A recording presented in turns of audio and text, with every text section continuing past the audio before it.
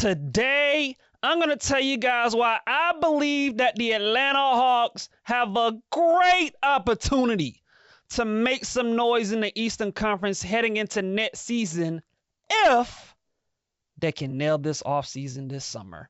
But before we get started, I want to tell you guys to hit that subscribe button, like, comment, and share, and to continue to support my channel.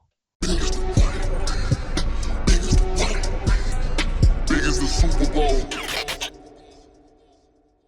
What happened yesterday, in my opinion, changed the entire landscape of the NBA. I mean, we got the NBA draft lottery, the Dallas Mavericks shocking the world. Look, man, I still can't get over this, but the Dallas Mavericks miraculously went from number 11 with the 11th best odds to getting the number 1 pick. And for them to, in my opinion, they're going to take Cooper Flag. And so you got the Dallas Mavericks winning the NBA draft lottery. You got the San Antonio Spurs finishing second in the NBA draft lottery. And as a result of that, at least in this guy's opinion, I think the San Antonio Spurs should be the front runner to get Giannis Antetokounmpo because of that result. And look, if San Antonio doesn't get Giannis, my bet is he'll probably go to Houston or maybe Oklahoma City. But Giannis is going to head to the Western Conference, and in all likelihood, he's going to head to one of those 3 teams: Oklahoma City, San Antonio, Houston. And so you got that going. You got that going on. And also the fact that the Eastern Conference teams will not get Cooper Flag. And so you have that going on. And then even a bigger transaction happened last night. And that's Jason Tatum. And look, man, it was a awful injury. You wish the best for Jason Tatum. You hope that he has a speedy recovery. But from the looks of it, it looked like Jason Tatum tore his Achilles. And if that is indeed the case, then he's going to be out for pretty much the entirety of next season, which is going to hurt the Boston Celtics. And Boston already has a lot of moves and decision making that they're going to have to deal with heading into the offseason because they're at the second apron. They can't keep everybody. You got Kristaps Porzingis and Al Horford and Drew Holiday. Like, they're not going to keep that team together. On top of the fact that they're not going to have Jason Tatum in all likelihood for pretty much the entirety of next season. And so they're going to be a worse team. And you also have Giannis, like I said, I think he's going to ask for a trade and he's going to leave Milwaukee. And so you have 2 teams in the Eastern Conference that are going to get worse. And so when you look at all of these factors and you look at all the transactions that has happened in a span of a day, in my mind, I keep coming back to this reality. The Atlanta Hawks have a great opportunity ahead of them. The Hawks have a great opportunity to make some noise heading into next season if, and I mean this when I say if, but if they can nail this offseason, if they can make the right moves, and if they can upgrade this roster, the Hawks have a great opportunity to be one of the top teams in the Eastern Conference heading into next season. I truly believe that. And people might look at me like I'm crazy, but if people haven't been paying attention, for the people that have been paying attention to what's happened with these Atlanta Hawks, everybody knows that the only reason that the Hawks missed the playoffs and they ended up finishing in the play-in is because arguably their second best player, maybe even their all-around best player, Jalen Johnson, tore his labrum. And he ended up missing he only played 37 games. And he missed most of the season. Had that not happened, the Atlanta Hawks would have been a top 5 or 6 seed, and they would have won in the neighborhood of around 45 to 47 games. Because when Jalen Johnson was healthy, the Atlanta Hawks were flowing. The Atlanta Hawks were in 5th place in the Eastern Conference when he was healthy. The Hawks had an identity with long, athletic defenders like Jalen Johnson and Zachary Richey and Dyson Daniels, and Onyeka Okongwu was starting to come along as a starter, and yet Trae Young and DeAndre Hunter before the Hawks traded him. But we had something cooking, before Jalen Johnson got hurt, and so he ends up missing the season. And this is kind of where the Hawks, their season kind of went off the rails a little bit, and they weren't the same team, unfortunately. But they have an opportunity to make some moves this offseason. And also, let's keep this in mind when you look at the Eastern Conference. Like I said before, the Eastern Conference moving forward looks very, very, very weak. It looks like a very, very, very flawed conference. The Eastern Conference, which was already flawed before all of this happened, looks like it's going to be even more flawed with Tatum being injured and Giannis leaving. And if you look at the Eastern Conference, you look at some of the remaining teams in the Eastern Conference. You got the New York Knicks, you got the Indiana Pacers, you got the Cleveland Cavaliers. Let me ask y'all this. Should I be afraid of these teams moving forward? Or do the New York Knicks strike fear into my heart? Do the Indiana Pacers strike fear into my heart? Do the Cleveland Cavaliers? And look, the Cleveland Cavaliers, I get it. They had a great year. They won 60-plus games. But let me tell you, I'm going to be real about the Cleveland Cavaliers. And you can book it. The Cleveland Cavaliers will not be this good heading into next season. They had a great year, but they overachieved. They will not. This was their best chance for them to get to the finals. In all likelihood, they're probably going to lose to the Indiana Pacers. And so that's going to hurt. And they're probably going to lose a guy or two. And they're going to get more expensive. And so the Cleveland Cavaliers won't be as good heading into the next season. And so you got all these teams. And look, Indiana, I respect the Pacers. They've unbelievable year. Tyrese Halliburton just, doing his thing. Pascal Siakam, that's a very well-constructed basketball team. And they're likely going to get to the conference finals for the second year in a row. The New York Knicks, Jalen Brunson, he is a playoff demon. Jalen Brunson is one of them ones, man. He's for a little guard, the way he can score, and he's crafty and he's tough and he ain't afraid of making big shots in big moments. I can't say enough about Jason Tatum and Karl Anthony Towns. Y'all know how I feel about that dude. I was the first person to say that the New York Knicks made a great trade getting Karl Anthony Towns. And Mikal Bridges and OG Anunoby and Josh Hart and Mitchell Robinson's back. I got it. But neither one of these teams strike fear as an Atlanta Hawks fan. Because I know what this Atlanta Hawks team was capable of before Jalen Johnson got injured. And when I look at all of these factors, the Atlanta Hawks, like I said, they have a great opportunity this summer to make some upgrades to the spots where this team needs to be upgraded. And you got these young players like Zachary Richey and Jalen Johnson and Onyeka Okongwu and Dyson Daniels and Trae Young. And look, I'm gonna make myself clear on this because I know there's gonna be a lot of speculation and talk about this. And look, the Atlanta Hawks right now currently they're looking for a president. They fired Landry Fields. They promoted Ansi Sala to be the general manager. And, there's going to be all this speculation about, what's going to happen with Trae Young. Are the Hawks going to trade Trae Young? I'm here to tell you guys, Trae Young ain't going nowhere.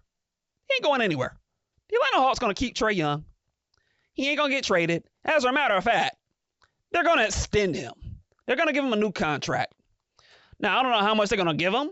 They might give him the max.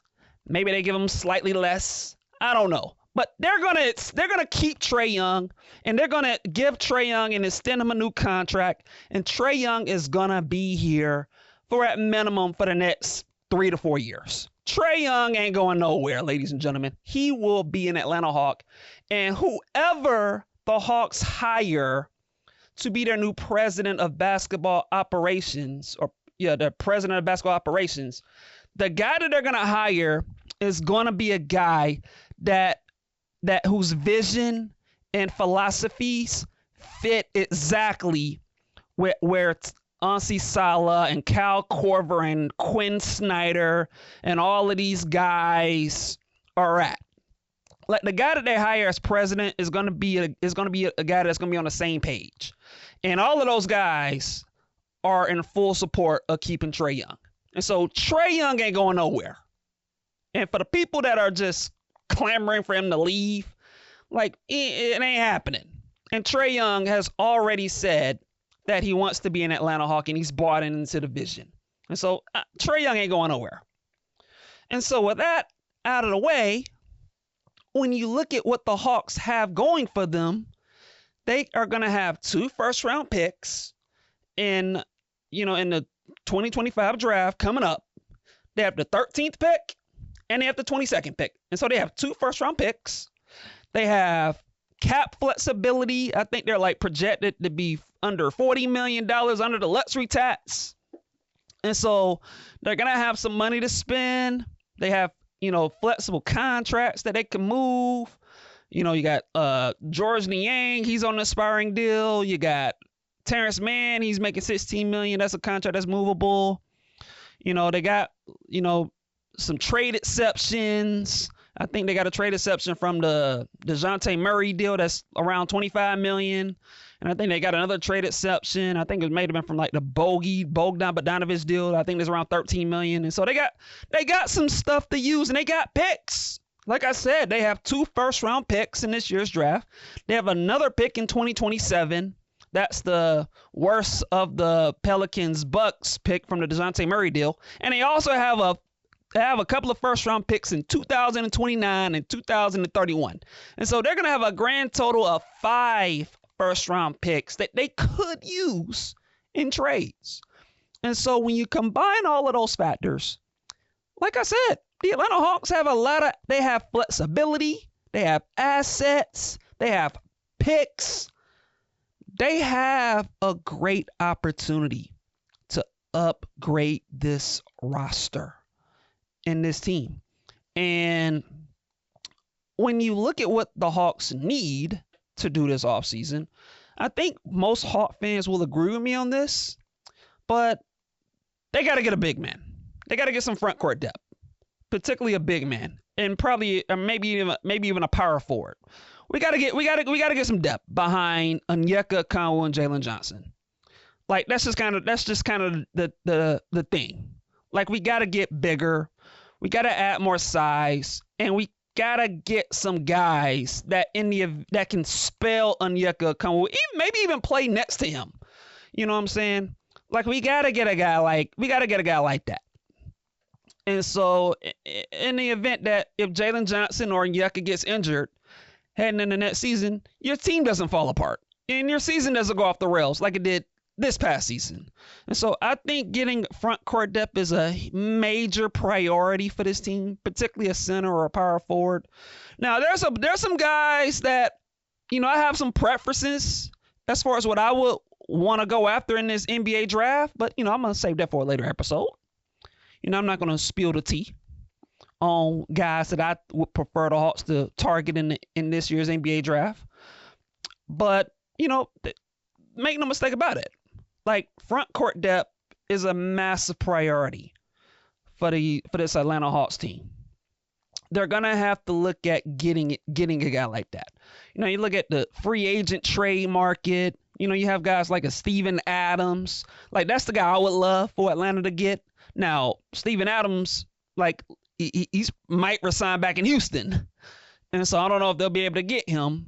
But just a guy that's physical, big, tough, that can rebound, that can pass a little bit, and so, if they could find a way to get Steven Adams from Houston, that'd be nice. You got, Kristaps Porzingis. Like I said, Boston got some decisions to make, right?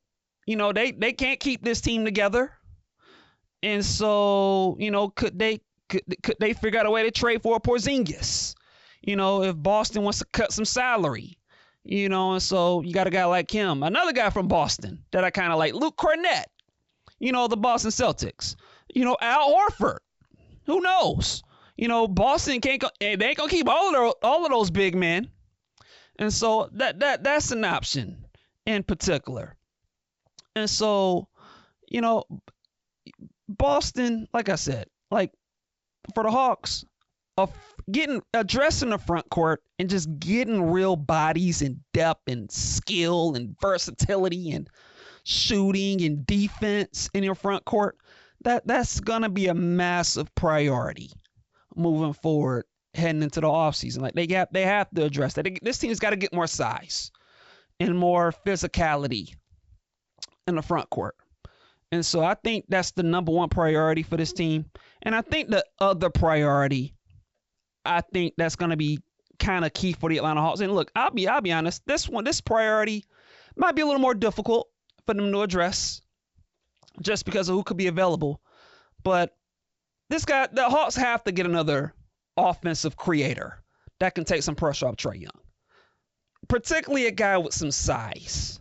I think that's also something that's going to be of importance heading into the offseason, because as much as I love Trae Young and as much as I think the Hawks should keep Trae Young, and I think that they will keep Trae Young, like I said, I do not anticipate any trade rumors or discussions about the Hawks moving Trae. I don't think that's going to happen. I don't think it should happen. But if this thing is going to work with Trae Young, I said it a few episodes back, but they got to get another guy that can score and that can take some pressure off this dude, because this guy just has, for a guy who's 6'1", it's just hard on him. It's hard for a little guard to score, and with having all the attention on you, like it's just hard.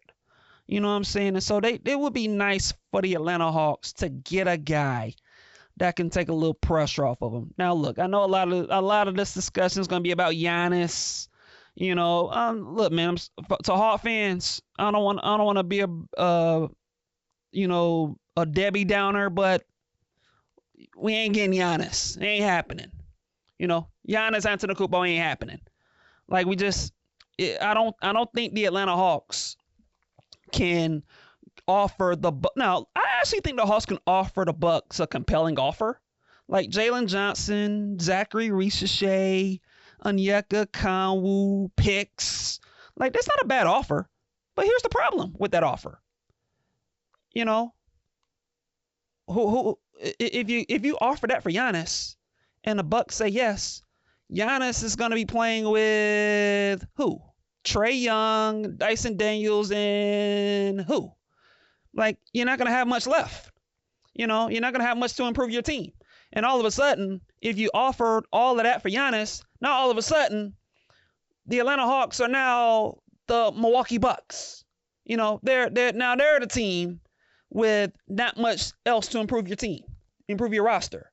And so I don't think the Hawks have enough to where you can offer whatever you need to offer to get Giannis while also having what's left to where you can contend. Like, I don't see a pathway where Atlanta could offer whatever it would take to get Giannis while having enough left where you can actually contend for a championship. Like, I don't think Trae Young, Giannis, Dyson Daniels, and a bunch of nothing is going anywhere. And so I don't see the Giannis possibility happening. Like I said, I think if Giannis goes somewhere, I think it's Houston, San Antonio, or Oklahoma City. Like, I think it's gonna be one of those three teams. And so I don't see the Giannis thing happening. Kevin Durant's kind of interesting because Kevin Durant's 37, and so maybe you could maybe get Kevin Durant for cheap. That's kind of interesting, but you look at the salary that Kevin Durant's making, like he's making $55 million, and so you're gonna have to maneuver salary to make the salary work, while also, like, if you're not gonna give up some of your young talent, and look, if I'm in Atlanta, I'm not giving up my young talent for a 37-year-old Kevin Durant. Like, I'm not doing that. I love Kevin Durant. Awesome player, awesome career, but he's 37 years old. Like, that's not the direct. Now, if you can get him for super cheap, maybe, but it just feels unlikely to me. And so I don't know about Kevin Durant. Now, the other option that's a little more intriguing to me, and I admit this, I have a rule for players that are consistently hurt. I'm kind of iffy on them. And so the Zion Williamson part might be interesting. Now, look, I don't know what the Pelicans going to do with Zion Williamson. That's the rumor mill is the Pelicans might, the ownership in New Orleans might be done with Zion, and maybe they want to move him, and there's a mandate. Like, I don't know what's happening with the Pelicans with Zion Williamson. And look, for the record, Zion Williamson was actually representing the Pelicans at the draft lottery. And so going by that, maybe the Pelicans don't move Zion at all. So that might be a possibility. Maybe they're just committed to Zion for the short term, and they bring him in the next season and see how things go. And if things aren't going too well, maybe they move him at the deadline. Like, who knows with Zion? But I will say, if Zion can be had for cheap, and if the Pelicans are so eager to move off of Zion Williamson, even with his health problems, I do think the risk could be worth it for this team, for the Atlanta Hawks, because look, as injury prone as Zion is, and whatever issues that he might have, the guy is only 24, 25 years old. Like, he's still young. And look, man, as risky as the idea of trading for Zion is, I can't deny the team like the Hawks actually needs Zion Williams' skill set. They actually kind of do. And so I can't dismiss the idea of the Hawks trading for Zion Williamson if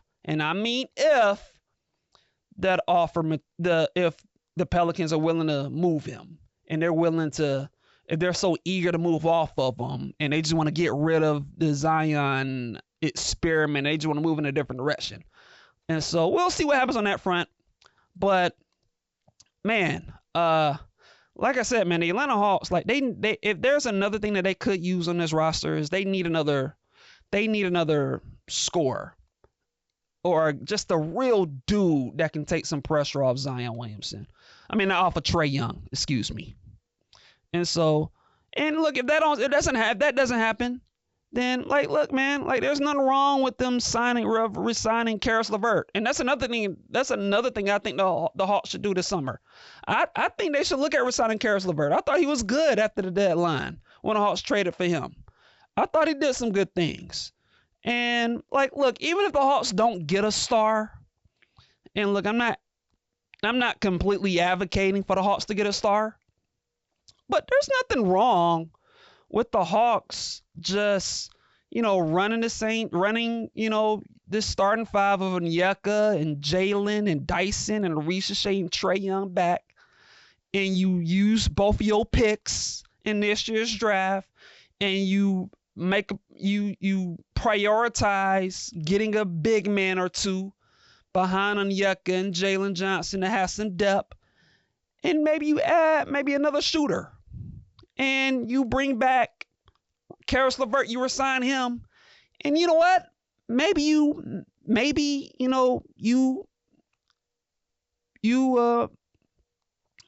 prioritize, developing Jalen Johnson and Dyson Daniels and Reggie and Onyeka. Maybe one or two of these guys, become that star, that second star. Like, that's entirely possible. It's entirely possible, that Jalen and Reggie and Dyson become these guys. And so, look, man, the Atlanta Hawks have something that they have never had in a while heading into an offseason.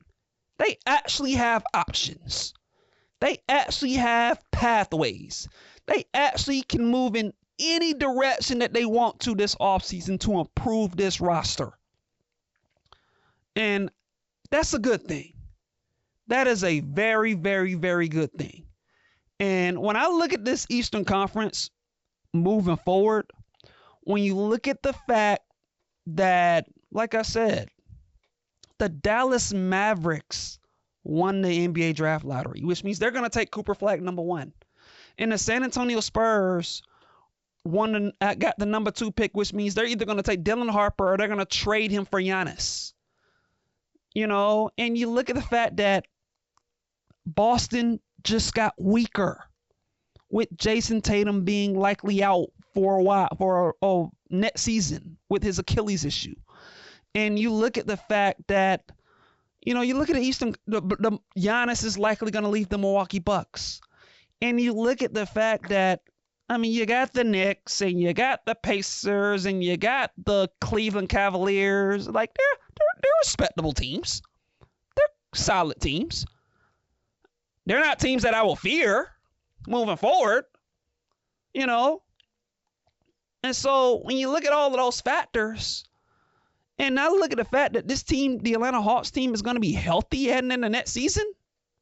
And look, there's going to be some teams that's probably going to get better too. Like, I'm not going to dismiss that. Like Philadelphia, they're kind of a wild card because we don't know how Joel Embiid is going to look coming back. And look, I'm going to be honest. Like, I don't believe in Joel Embiid ever staying healthy. And so I'm just whatever with the Philadelphia 76ers. And you got teams like the Detroit Pistons and the Orlando Magic. Like, those teams should be better as well.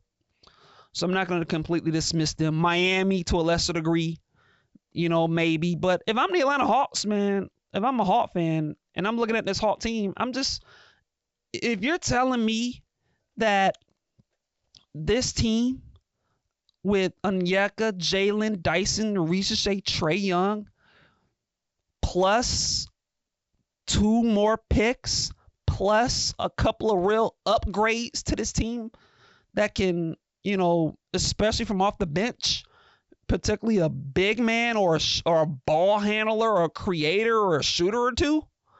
Like, if the Atlanta Hawks can nail this offseason and make the necessary upgrades that this team needs to supplement what you have with Trae and Dyson and Reggie and Jalen and Onyeka, if the Atlanta Hawks could do all of that this offseason while looking at the teams around them in the Eastern Conference that's going to be weaker, why can't the Atlanta Hawks make noise heading into the Eastern Conference next season? Why can't this team win 50 games? The Atlanta Hawks with real upgrades to this roster, with what they already have with their young talent, this team can absolutely win 47 to 50 games heading into next season. This team, the Atlanta Hawks, with the right upgrades, could be next year's version of the Houston Rockets, the team that also won 40 games previously, and with some continuity and development and some small upgrades, they end up winning 52 games, and they were the number 2 seed in the Western Conference. The Atlanta Hawks can't do that next season with what they have, with what they could add this offseason. I think it's entirely possible.